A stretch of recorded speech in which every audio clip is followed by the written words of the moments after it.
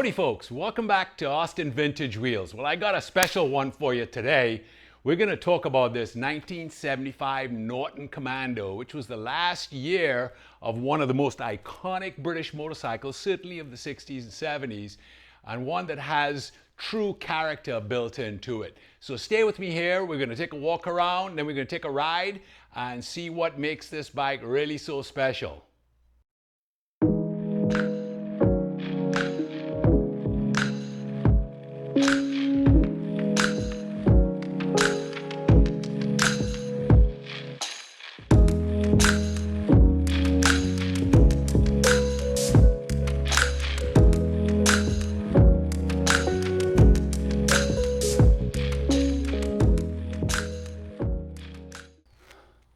All right, well, the story of the Norton Commando begins really in 1967 at the Earl's Court Motorcycle Show in London. That's where the bike made its debut. Now, even at that time, the British motorcycle industry was very important for exports for the UK, but they'd been struggling and suffering under financial problems. In fact, the Norton Villiers company at the time was really the leftovers of the Associated Motorcycle Company.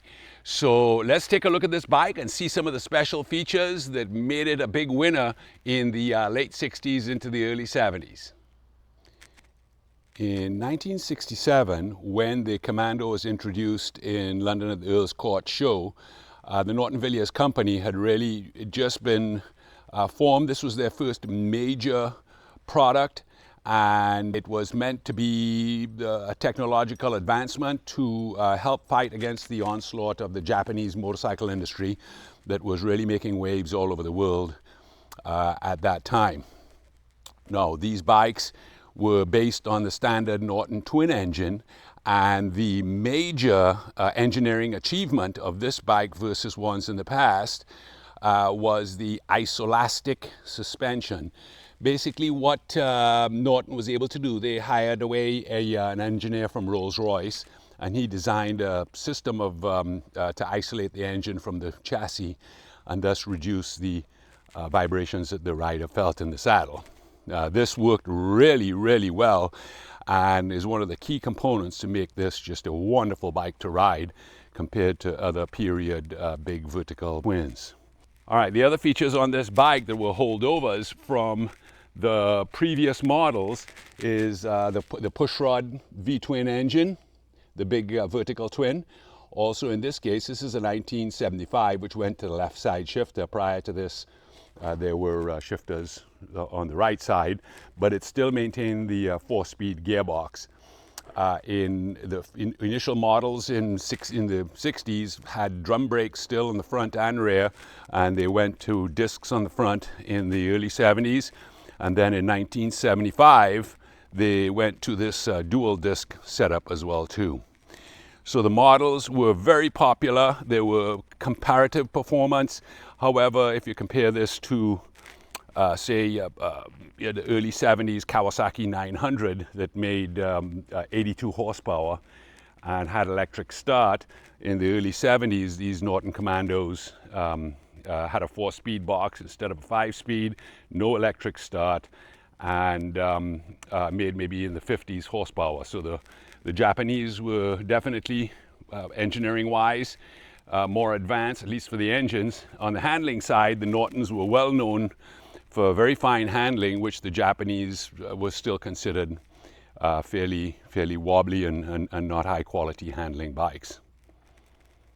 This 1975 model had many improvements that made it much more competitive with the current crop of high-performance bikes, but it was a case of a little bit too late for the Norton company. All right, well, let's take this beautiful girl for a quick spin.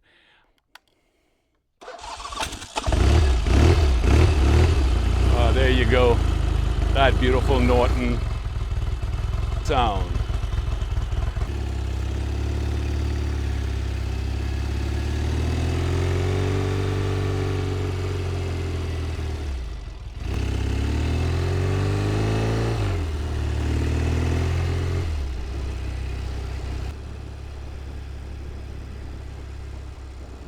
Yeah, so those Norton ads in the 60s and 70s highlighted the wide power band and for less need to shift.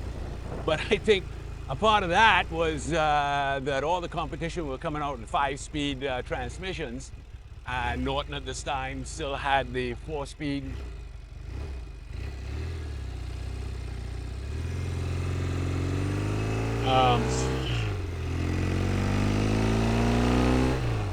Oh, something.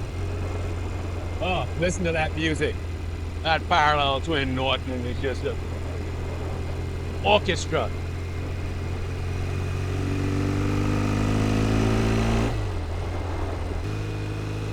The isolastic engine mounts made for a smooth ride, certainly above, 2,500, 3,000 RPM.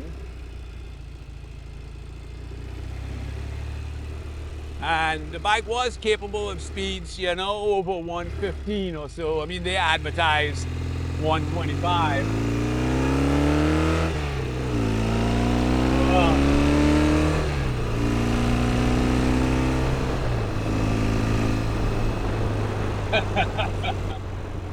Oh yeah.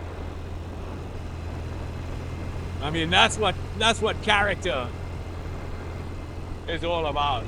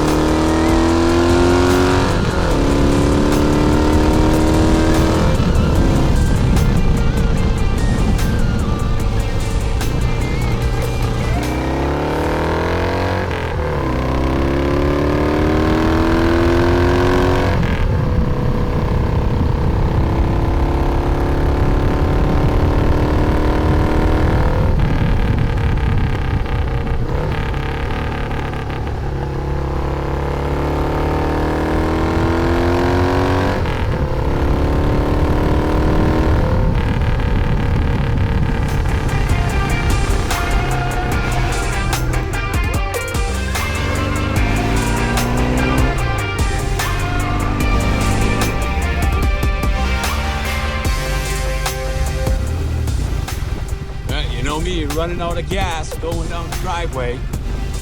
I'm trying not to leave any gas in the float bowls. There we go, perfect. Huh. Perfect, empty float bowls. Wow, well, there you have it. What a beauty. This thing is a ton of fun. And really, this was in preparation for a big ride we're doing here next month from Texas out to Alabama for the Barber Vintage Motorcycle Festival. A group of Nortons is going to ride east. And these things are you can be made quite dependable now for doing that kind of trip. And so look out for more videos coming up soon when we follow along with that trip in October to the Barber Vintage Motorcycle Museum for their classic motorcycle weekend. Stay tuned and thanks for watching.